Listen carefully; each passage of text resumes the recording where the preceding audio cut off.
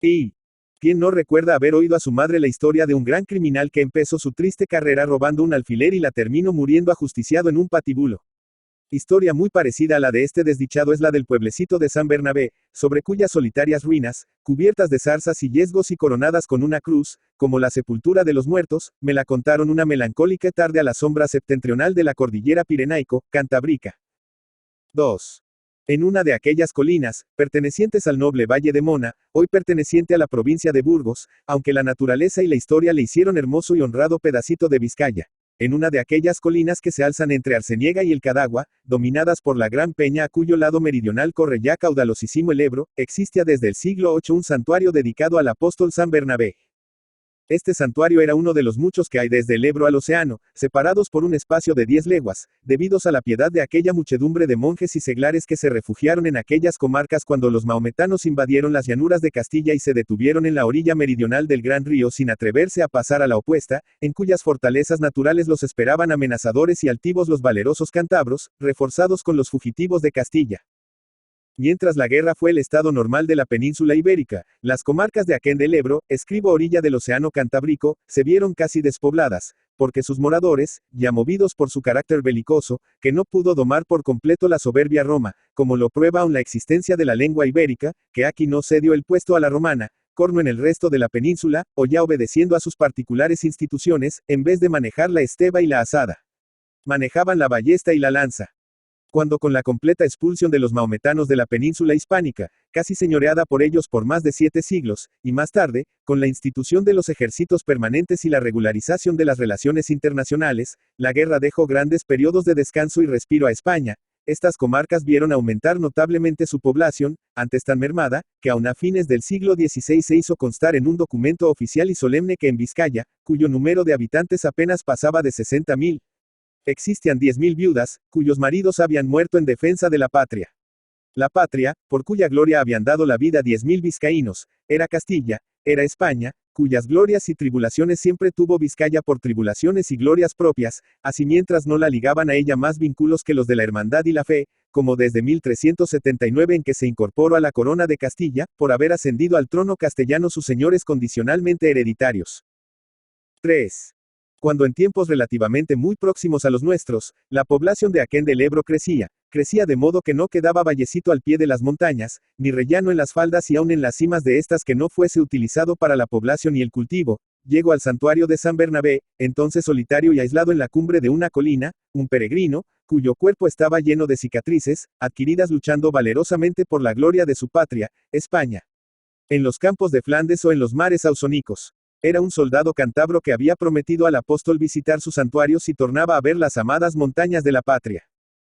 Decidido a trocar la azarosa e inquieta vida del soldado por la segura y pacífica del labrador, que había sido la de su primera juventud y se aviene mejor con la edad provecta, pidió con ardiente fe al santo apóstol que iluminase su inteligencia al escoger el rincón del mundo donde, con más honra de Dios y de la sociedad civil, había de pasar el resto de su vida. Y cómo, al salir del templo, echase de ver que a la sombra de éste se extendían, primero en suave declive, y luego en apacible llano, terrenos incultos, soleados y cubiertos de una espesa capa de mantillo vegetal, que prometían pingües cosechas de cereales, legumbres, frutas y vino. Entendió que aquel era el sitio que el apóstol le designaba para la erección de su hogar.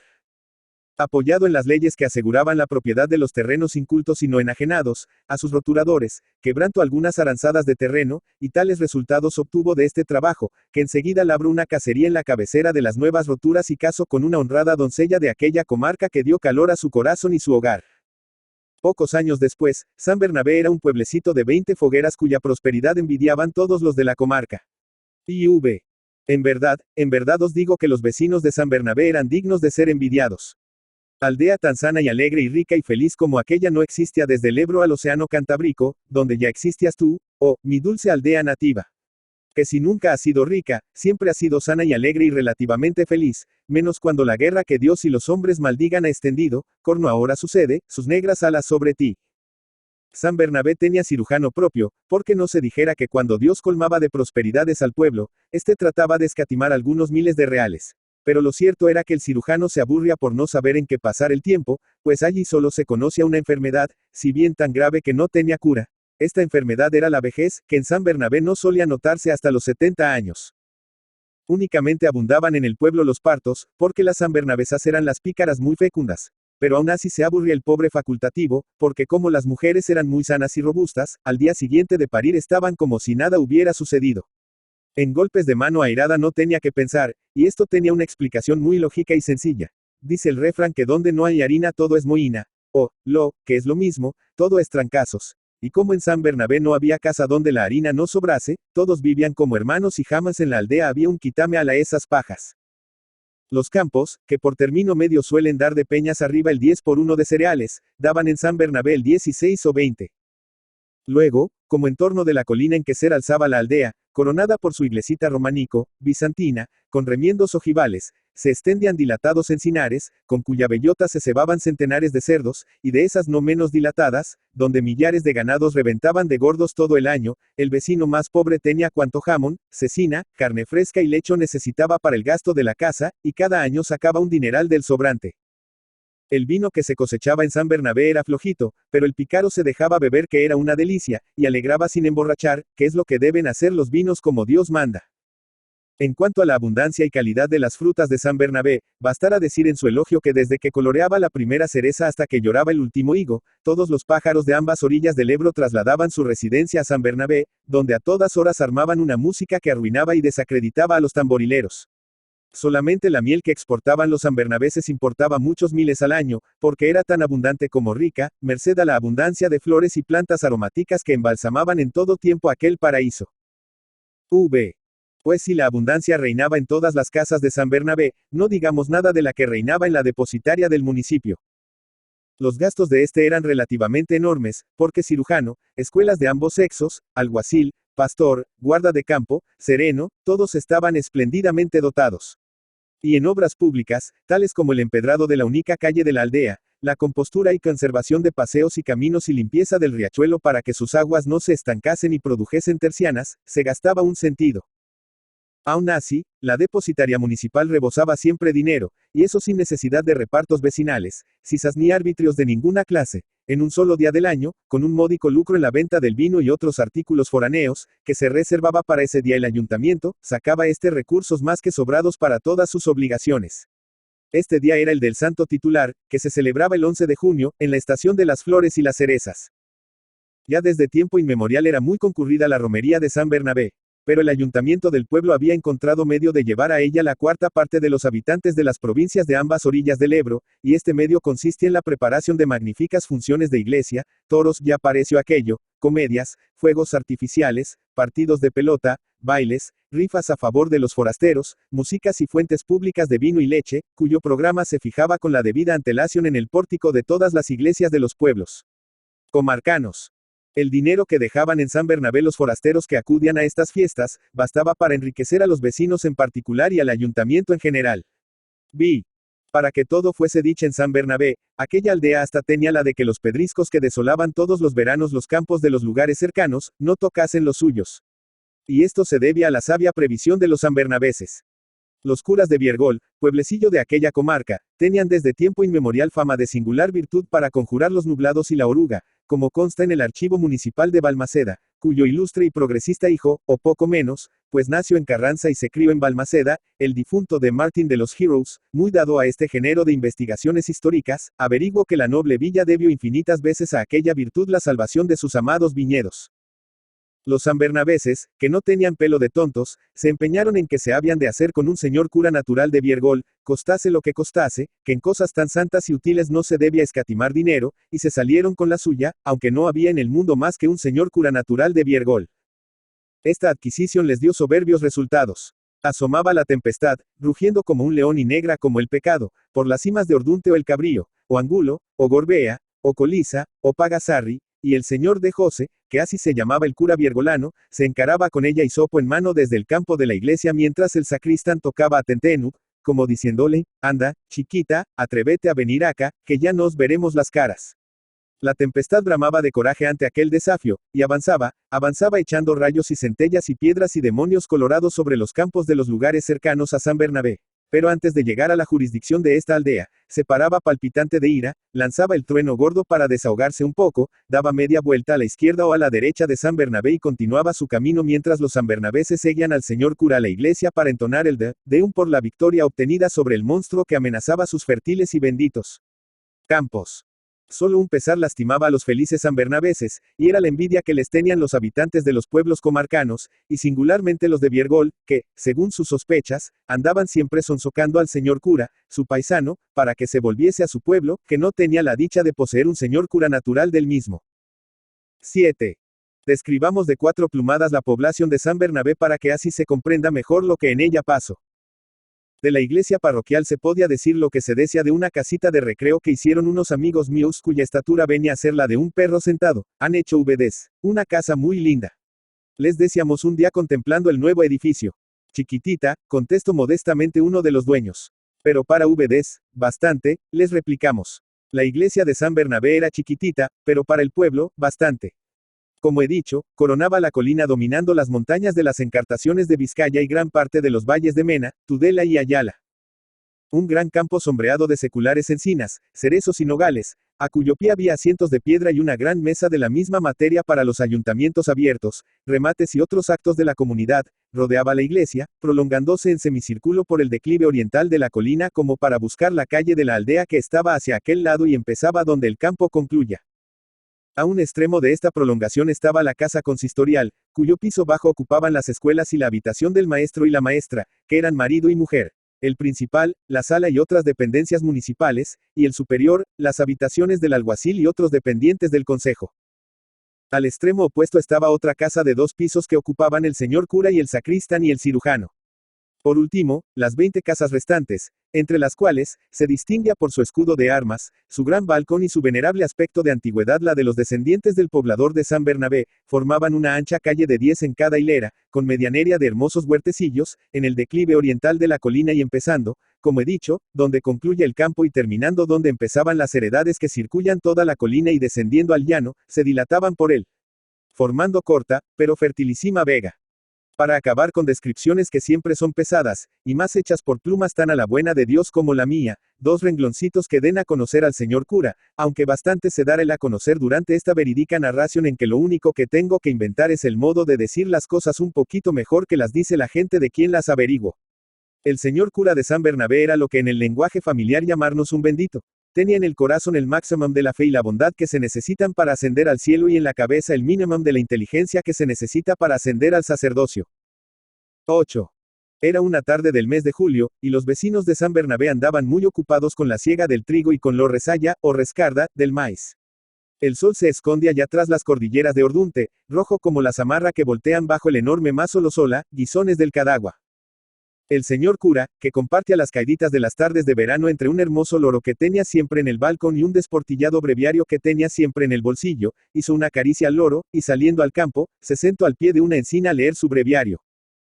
Una mujer pasó, viniendo de hacia las heredades, y entre ella y el señor cura se entabló el diálogo siguiente. Buenas tardes, señor de José. Buenas telas de Dios, Juana. ¿Vas ya de retirada, Sí, señor. Voy a preparar la cena, porque aquellos pobres ya tendrán gana. La siega es trabajo muy pícaro. Calle VD, señor, si al cabo del día tronza el espinazo y los brazos, y más aquí que pesa tanto la espiga. Este año parece que está bueno el trigo. Como todos los años, no parece sino que Dios derrama todas sus bendiciones sobre San Bernabé. Es lástima que no conceda igual beneficio a los pobres pueblos inmediatos. Ande VD, señor, que bien merecido lo tienen por envidiosos. Mujer, no digas eso. ¿Y por qué no lo he de decir? Ay, señor don José, ya se conoce que VD, no es del pueblo. También tú sales con esas chocheces. Para el sacerdote todos los pueblos son uno, porque todos los hombres, vivan donde vivan, son hijos de Dios, y, por consiguiente, hermanos. Sí, pero a cada uno le tira su pueblo más que los otros, como le sucede a VD. La mujer continuó su camino, y poco después, de la chimenea de su casa se alzaba una azul humareda. Sucesivamente fueron pasando otras mujeres, teniendo parecida conversación con el señor cura, y sucesivamente fue alzándose el humo de todas las chimeneas. El sacristán atravesó el campo dirigiéndose a la iglesia y tocó a la oración.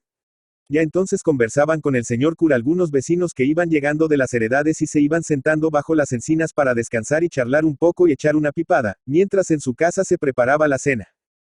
El señor cura, al oír el toque de la campana, se levantó, se descubrió la cabeza y todos le imitaron. Rezadas las Ave Marias, que dirigió el señor cura, todos volvieron a sentarse, a fumar y a charlar. Poco a poco fueron llegando otros vecinos, hasta reunirse allí casi todos los de la aldea. Hacia el camino del monte, que subía dando rodeos por la falda occidental de la colina, sonaron cencerrillos de ganado, y un momento después aparecieron en el campo todas las cabras y ovejas del pueblo, que en verano dormían al aire libre en dos grandes rediles, colocados, el de las ovejas, delante de la casa del señor cura, y el de las cabras, delante de la casa del consejo. Las cabras eran todas blancas, como generalmente lo son aún las de aquella comarca, menos una que era negra como la mora. Esta cabra llamó la atención de los sanbernaveses. Calla, dijo uno de ellos, esa cabra es forastera. Te juro, asintieron otros. Hombre, qué gorda y hermosa es. ¿De dónde es esa cabra negra, pastor? Ella, contestó el pastor, forastera es, pero no sé de dónde, porque en el monte se han reunido hoy con las nuestras las de Biergol y otros lugares que las tienen blancas, negras y pintas. Al día siguiente, a la misma hora, la misma cabra apareció en el mismo sitio entre las de San Bernabé, y suscitó la misma o parecida conversación. Al otro día sucedió lo propio. Por lo visto, dijo uno de los vecinos, la cabra negra se ha empeñado en ser sanbornavesa. Y que alhaja es, hombre, si revienta de gorda. Saben ustedes, que para una merienda entre todos los vecinos del pueblo, a la caidita de la tarde, en la mesa del consejo, era a pedir de boca. Excelente idea. Los sanbernaveses tenían en aquel instante flojo el estómago, y ya se sabe que esta flojedad inspira las ideas más atrevidas y pecaminosas. ¿Cuántas gloriosas revoluciones políticas han sido inspiradas por la flojedad de estómago? X. No digan ustedes disparates. Replicó el señor cura disgustado de que aún en broma tratasen gentes cristianas y honradas de apropiarse lo ajeno. VD, ha de perdonar, señor cura, le contestó uno de los vecinos, pero no me parece ningún disparate el que nos comamos en amor y compañía una cabra que no tiene dueño. ¿Y quién les dice a ustedes que no le tiene? Cuando nadie la reclama, claro está que no le tiene. En ese caso también se dirá que no tiene dueño el bolsillo lleno de dinero que uno se encuentra en un camino, y, sin embargo, no puede uno disponer de ese dinero aunque su dueño no lo reclame. Que no, Ave María Purísima, nunca oí otro tanto. Diga VD, que yo me encontrara mañana un par de docenitas de onzas, y vería usted si dispone o no de ellas. Lo que se pierde es del que lo encuentra. Lo que se pierde es del que lo ha perdido. La Sagrada Escritura dice, si encontrares buey u oveja de tu prójimo, devolvérselo debes. Pero venga VD, acá, señor cura, y dígame una cosa. Si mañana u otro día se va una cabra de las nuestras. Pongo por caso, con las de Biergol, y los do Biergol ven que pasan días y más días sin reclamarla a su dueño, cree VD, que no se la comerán. Harán muy mal si se la comen. Pero se la comerán. Claro está, exclamaron todos los vecinos. Pues yo digo que está turbio, replicó cada vez más incomodado el señor cura, levantándose de su asiento. Nada, mañana si Dios quiere, que es domingo, a la caidita de la tarde, hacemos en la mesa del consejo una merendona con la cabra negra. No harán ustedes semejante picardia. Pero ¿por qué no, señor cura? Porque sería faltar a los mandamientos de la ley de Dios. Repuso con maliciosa sonrisa uno de los vecinos, no es por los mandamientos por lo que el señor cura se opone a que nos comamos la cabra. Es porque sospecha que la cabra es de Biergol. Justo, por eso es, asintieron todos los demás. Ya me tienen ustedes harto con tan ruines sospechas. Pero no sean ustedes tercos, hombres de Dios. Si quieren tener mañana una merienda, tenganla como Dios manda, pagándola a escote, que gracias a Dios en San Bernabé no hay quien no pueda permitirse ese despilfarro. A escote, eso no tiene gracia, la gracia está en que merendemos sin costarnos un cuarto. A costa del vecino, no es verdad. Del vecino, ahí es donde le duele al señor cura. El señor cura no pudo aguantar más. Viendo que no hallaba medio de convencer a aquellos tercos, tomó el camino de su casa después de dejarles esta especie de triste profecía. Harán ustedes la picardia que se les ha puesto en la cabeza, pero no la harán impunemente. San Bernabé ha sido hasta aquí un pueblo feliz y próspero, porque hasta aquí había sido un pueblo justo y honrado. Pero tengan ustedes entendido que los individuos, las familias y los pueblos empiezan a ser desgraciados allí donde empiezan a ser injustos. El primer pecado, por pequeño que sea, es como la bola de nieve, que por pequeña que sea va creciendo, creciendo y aplasta una ciudad. Los sanbernabeses se pusieron un poco pensativos al oír estas palabras pronunciadas de tal modo que parece animar al señor cura el espíritu profético que vaticinó la ruina de la ciudad de Isida, pero como uno de ellos exclamase al fin: ¡qué demonios! Dejémonos de escrúpulos de monja y merendemos mañana la cabra negra. Sí, sí, asintieron casi todos. Mañana caerá alrededor de la mesa del consejo, con ayuda de un pellejo de vino que pagaremos a escote. Y, en efecto, al día siguiente la cabra se merendó entre todos los vecinos en el encinar de la iglesia, con gran algazara y salvas de cohetes y escopetazos y burlescos brindis a los lugares inmediatos, y particularmente a Biergol. Entretanto, el señor cura pedía a Dios en la iglesia que no tomase en cuenta la obstinación con que aquellas gentes, hasta allí tan justas y honradas, quebrantaban uno de sus mandamientos cometiendo el primer pecado. Sí. Una tarde de agosto, justamente un mes después que los sanbernabeses se merendaron la cabra negra, estaba agonizando un anciano de San Bernabé, y el señor cura le prodigaba los consuelos de la religión.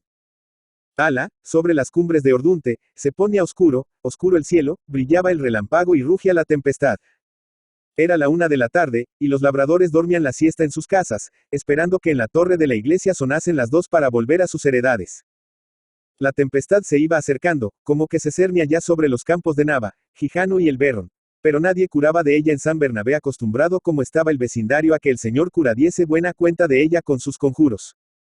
Sin embargo, un grito de horror y asombro resonó en todas las casas al sentir sus moradores el estallido de un rayo que partió la mesa del consejo y derribó la encina que la cobijaba, y al sentir el ruido de una nube de piedras como nueces que rompía las tejas y los cristales de las casas y destrozaba el ramaje de los frutales de los huertos. En el momento en que la terrible tempestad se alejaba de San Bernabé, el señor cura salió de la casa del moribundo, entró en la iglesia y tocó a muerto. El anciano a quien auxiliaba acabó de expirar. Los vecinos salían de las casas, y dirigiendo la vista a la vega desde las cercanías de la iglesia, prorrumpían en lágrimas y gritos de desolación. Era porque el terrible pedrisco había asolado completamente los campos de San Bernabé. Todo, maizales, viñedos, parrales, frutales, colmenares, todo había sido destruido. Hasta el ganado menudo que pastaba en el campo había sido muerto por el pedrisco. Muy pronto los lloros y lamentaciones se trocaron en gritos de indignación y amargas reconvenciones dirigidas al señor cura porque no había conjurado la tempestad. En vano el señor cura hizo presente al vecindario que no merecía tales reconvenciones, porque un deber sacratísimo superior a todo interés humano le había detenido al lado del moribundo, que le pedía no le abandonase en el momento supremo. No faltó quien malévolamente observase que si el señor cura no había conjurado la tempestad, había sido por temor de que retrocediese y diese la vuelta por Biergol, cuyos campos se habían librado de ella a costa de los de San Bernabé y gracias a aquella picardia del señor cura. Esta insensata idea encontró acogida en el vecindario e indignó de tal modo al señor cura, que éste creyó rebajar su dignidad descendiendo a rechazar semejante absurdo. 12. Pocos días después de la tempestad, otra tempestad cayó sobre San Bernabé, a pesar de que el señor cura hizo grandes esfuerzos para conjurarla. La cabra merendada por los sanbernabeses pertenece al lugar de Biergol, cuya comunidad posee un rebaño de cabras conocido con el nombre de rebaño del consejo. Sabedores los biergoleses de que los de San Bernabé se habían merendado la cabra con acompañamiento de brindis provocativos, entablaron demanda contra ellos, a pesar de que el cura de San Bernabé, su paisano, hizo cuanto pudo para disuadirlos de semejante paso y aún se compromete a pagar de su bolsillo la cabra merendada. Los sanbernabeses creyeron absurdamente que aquella era cuestión de amor propio y no de dinero, y juraron que los biergoleses no habían de ver un cuarto por la cabra, porque todo era envidia y solo envidia que Biergol tenía desde muy antiguo a San Bernabé. El pleito siguió corriendo instancias y más instancias y haciéndose interminable, con gran contento de la curia, que sacaba las entrañas, del bolsillo a los sanbernabeses. No era este el único filón de la mina de San Bernabé que explotaba la curia. Apenas había allí casa que no tuviera algún individuo preso en la cárcel del Valle de Mena por quimeras tenidas con los de los pueblos comarcanos. La causa de estas quimeras era también la maldita cabra negra con tanta alegría merendada por los sanbernabeses. No iba uno de estos por ninguna parte del Valle de Mena, de Losa, de Tobalina, de Alaba, de Vizcaya, de la montaña y aun del lado meridional del Ebro, sin que tuviera que escoger entre armarse de la paciencia de Job o armarse de una estaca y empezar a estacazos contra todo bicho viviente, porque eran capaces de cargar a Cristo Padre las bromas que a cuenta de la condenada cabra negra se daban en todas partes a los pobres sanbernabeses. ¿De dónde sois?, les preguntaban. De San Bernabé. Berreaban entonces los preguntadores, y ya estaba armada la paliza. Por cerca de la colina de San Bernabé atravesaba una calzada que iba a la villa de Arceniega y continuaba por el valle de Ayala a Orduña. No pasaba por ella hombre ni mujer que al dar frente a San Barnabé no se desgañitase a balar de la manera más provocativa, sin que sirviesen de escarmiento las palizas que con frecuencia arrimaban los sanbernabeses a los baladores. Estas bromas iban ya siendo una pesadilla insoportable para los vecinos de San Bernabé, tanto que no se podía pronunciar delante de ellos el nombre de su pueblo o el del santo que al pueblo daba nombre sin que se les figurase que intencional y malignamente se había prolongado la terminación de aquel nombre. El mismo señor cura había tenido muchas veces el disgusto de oír en la iglesia murmullos de desaprobación cuando pronunciaba el nombre del santo titular, y aquellos murmullos procedían de que los suspicaces sanbernabeses habían creído notar que el señor cura duplicaba la e final del nombre del santo. Mas, aunque parezca increíble y exagerado, hasta las ovejas y las cabras eran ya insoportables a los obcecados sanbernabeses, que no podían tolerar sus inocentes balidos, y con frecuencia sucedía una cosa que daba más y más pábulo a las burlas y chacota de los habitantes de aquella comarca. Oían los sanbernabeses un coro de balidos en los sombríos encinares que rodeaban la vega, corrían a los encinares armados de escopetas y bramando de indignación, y se encontraban con que los balidos que tanto habían irritado su bilis eran los de las cabras y las ovejas de la aldea. 13. Una nueva calamidad vino muy pronto a aumentar y agravar las que ya afligían a San Bernabé, antes tan feliz y tranquilo. Como el arca común había quedado sin un cuarto con el interminable pleito con los de Biergol, y no había que pensar en repartos al vecindario, porque éste estaba ahogadísimo con la pérdida total de las cosechas del año anterior, causada por el pedrisco y con los procedimientos judiciales que se seguían particularmente contra los vecinos, se había descuidado la limpia del riachuelo que corría por la vega. Y estancadas las aguas, tanto en el cauce del río, como en las zanjas de las heredades, a donde se corría en tiempo de avenidas, las aguas se habían corrompido, y la aldea de San Bernabé, antes tan sana, estaba infestada de calenturas malignas que diezmaban al vecindario y tenían convertidas en espectros a aquellas gentes, en otro tiempo tan robustas que causaban el asombro y la envidia de los viajeros. Pero no paraban en esto las desgracias que afligían a San Bernabé. La discordia reinaba entre sus moradores, tan fraternalmente unidos hasta el día en que se merendaron la cabra negra. Estas discordias tienen una explicación muy sencilla, aunque fuese poco racional la causa de ellas. Esta causa era, en primer lugar, la falta de harina, que lo convierte a todo en mohina, y en segundo, el empeño que todos tenían en atribuir al vecino la idea de la merienda, que con razón se creía ser origen providencial de todas las calamidades y desgracias que pesaban sobre la aldea.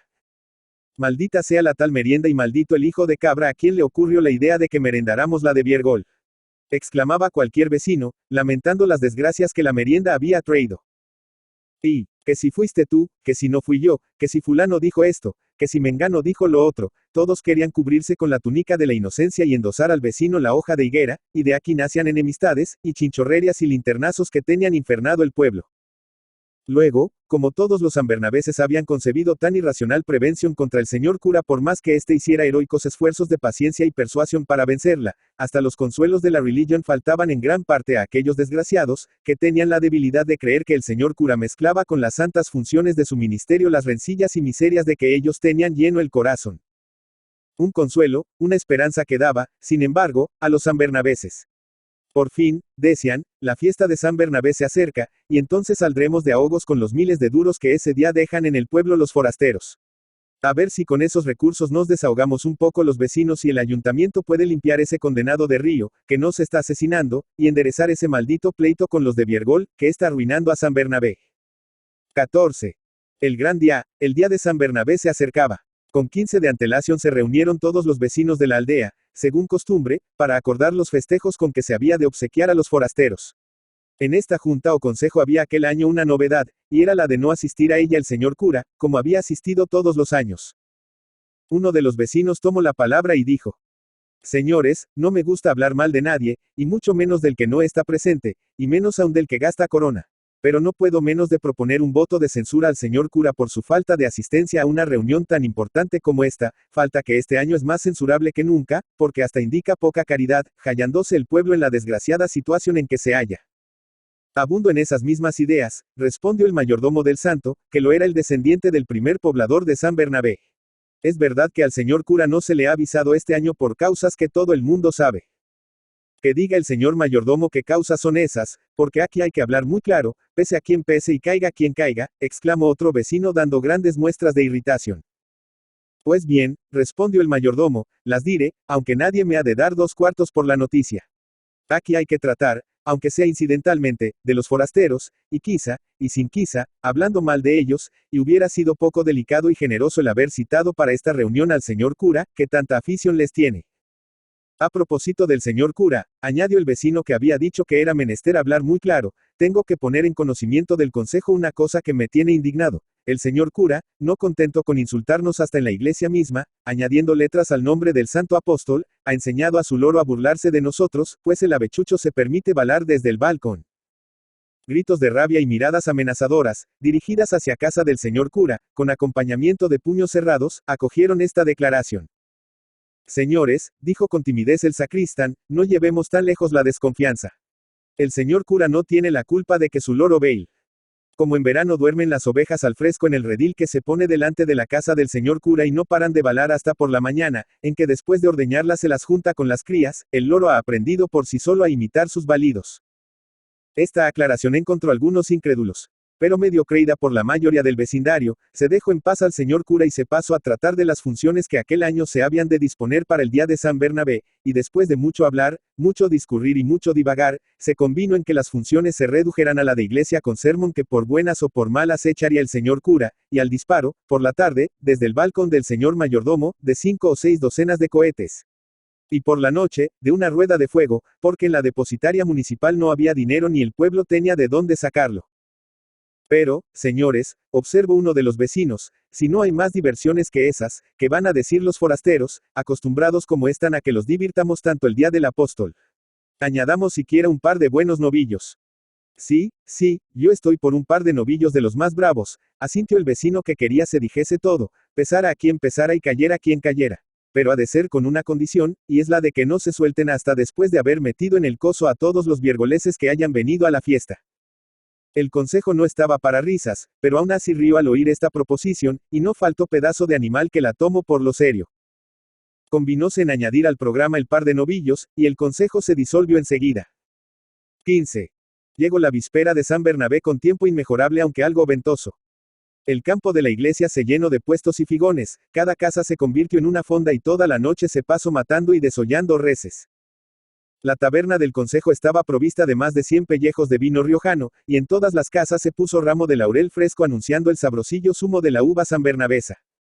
En cuanto a la función de iglesia, el señor cura había prometido hacer todo lo que estuviese de su parte para que fuese lo más lucida posible, y había arreglado y estudiado un panegírico del santo que creía había de producir muy buen efecto, particularmente la invocación o apóstrofe final dirigido al santo titular pidiéndole que viera el estado en que se hallaba el pueblo que se honraba con su santo nombre e intercediera con el Señor para que mejorara su triste situación. Pobres eran las diversiones dispuestas para el día siguiente.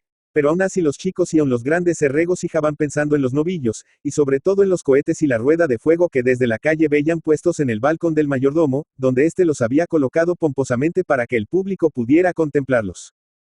Amaneció por fin el tan deseado día y los sanbernabeses dirigieron la vista hacia Ayala, hacia las Encartaciones, hacia la Peña, hacia Bórtedo, hacia todas partes esperando ver asomar aquella infinita muchedumbre de romeros que en tal día y a tal hora se dirigía otros años hacia San Bernabé. Pero con gran sorpresa y dolor solo descubrieron alguna que otra persona, y entre ellas media docena de escopeteros que el alcalde mayor del Valle de Mena enviaba para mantener el orden, que temía se turbase con motivo de las bromas y cuestiones que mediaban entre los sanbernabeses y los vecinos de los lugares inmediatos. Esta falta de forasteros tenía una explicación al alcance del menos perspicaz. Sabíase en todas partes que las calenturas y la discordia reinaban en San Bernabé, y se sabía también que los sanbernabeses habían acordado reducir poco menos que a nada las funciones. Había además otro motivo para que estuviese desanimadísima la fiesta de San Bernabé. Los de Biergol, deseosos de cumplir sus promesas de mandar decir y oír misas en el altar del apóstol sin necesidad de ir para ello al pueblo que tal ojeriza les tenía, habían erigido una ermita al mismo santo en un llano de su jurisdicción, donde todavía existe y es muy venerada. Más aún habían hecho los biergoleses, y es probable que en ello se mezclase lo profano con lo piadoso. Habían anunciado por edictos fijados en todos los pueblos de aquellas comarcas la erección de su ermita a San Bernabé, añadiendo que se abriría al culto solemnemente el día del santo, y en celebridad de tan fausto suceso habría grandes festejos, entre ellos corrida de toros y fuente de vino. Nada de esto sabían los obcecados y presuntuosos sanbernabeses, y si sabían algo creían que se iban a llevar chasco los biergoleses, pues que forastero había de hacer caso de un San Bernabé hecho como quien dice el día anterior del primer soquete de encina que los biergoleses habían encontrado a mano. La hora de la función de iglesia se acercaba, y apenas llegaban a 200 los forasteros, con la particularidad de no hallarse entre ellos ninguno de Biergol. Tan inesperada falta de concurrencia a la romería tenía desesperados a los sanbernaveses, desesperación que se aumentaba con las noticias que se iban recibiendo de que por todas partes se dirigía gente hacia Biergol. Entonces empezó a correr el sordo rumor de que en todo aquello andaba la mano oculta del señor cura, y hasta se llevó la suspicacia y la malignidad al punto de sospechar si el señor cura habría cambiado la imagen del apóstol dándosela a los de Biergol y sustituyéndola con la que habían hecho de una encina cualquiera los biergoleses. El disgusto era tanto mayor cuanto que no cesaban en la calzada que atravesaba los encinares los provocativos balidos de las gentes que iban hacia Biergol, y un incidente que ocurrió poco antes de empezar la misa vino a envenenar más y más los ánimos. Algunos de los pocos forasteros que habían venido de lejos, habían almorzado fuerte apenas llegaron, y, como respondiendo a los balidos que oían en la calzada del encinar, se pusieron a balar desesperadamente en el campo de la iglesia. Por lo que entre ellos y los del pueblo se armó una paluquina de 1000 demonios que con dificultad consiguieron contener los escopeteros. 15. Por fin, empezó la función de iglesia, llenándose esta de gente. Como la iglesia era pequeña, todos los años se decía la misa mayor en un altar con la venerada imagen del apóstol, que se colocaba en el pórtico para que desde el campo pudiera la muchedumbre asistir al santo sacrificio. Pero entonces no creyó el señor cura que había necesidad de celebrar fuera, por más que la gente estuviese dentro un poco apretada. La procesión alrededor de la iglesia fue solemne y tranquila, si bien el viento del sur, que soplaba desde la noche anterior bastante recio, apagó todas las hachas y faltó poco para que derribase imagen y estandarte. Hubiera sido lástima tener que celebrar la misa en el pórtico, porque con aquel airejo no hubiera podido lucir la iluminación del altar, que dentro estaba como una ascua de oro con la infinidad de luces que en él ardían. Empezó la misa, y después del evangelio, el señor cura subió al púlpito y comenzó el panegírico del santo. Apenas había dado principio a su oración, se manifestaron, con escándalo de todas las personas sensatas y piadosas, las brutales prevenciones que los sanbernaveses abrigaban contra su candoroso párroco, pues no nombraba una sola vez a San Bernabé sin que estallasen murmullos de descontento, creyendo el obcecado vecindario que el sacerdote prolongaba intencionalmente la última sílaba del nombre del santo. Dolorosamente afectado el señor cura con la obcecación e injusticia de sus feligreses, abrevió cuanto pudo el sermón y se volvió hacia el apóstol para dirigirle el piadoso apóstrofe que había preparado cuidadosamente y esperaba había de producir saludabilísimo efecto, así en el santo como en el vecindario. Santo y glorioso apóstol, exclamó, ve. Salvajes gritos de ira interrumpieron al predicador, que no pudo completar la frase de ve el tristísimo estado en que se halla el pueblo que patrocinas. Matarle, que muera, gritaban hombres y mujeres promoviendo un tumulto espantoso.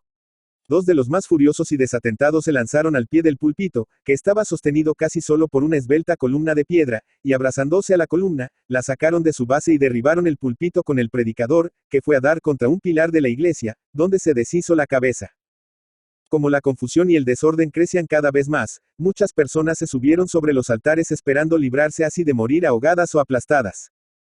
Los que habían subido al altar mayor derribaron algunas velas de las muchas que ardían allí, y prendiéndose una cortina, el fuego se extendió rápidamente por el retablo, que estaba como yesca por su mucha antigüedad, y trepando al techo, que era de madera laboreada, se extendió con la velocidad del relámpago por todo el templo, avivado por el viento sur que entró de repente por las puertas principal y laterales, que abrió de par en par la muchedumbre para lanzarse fuera de la iglesia.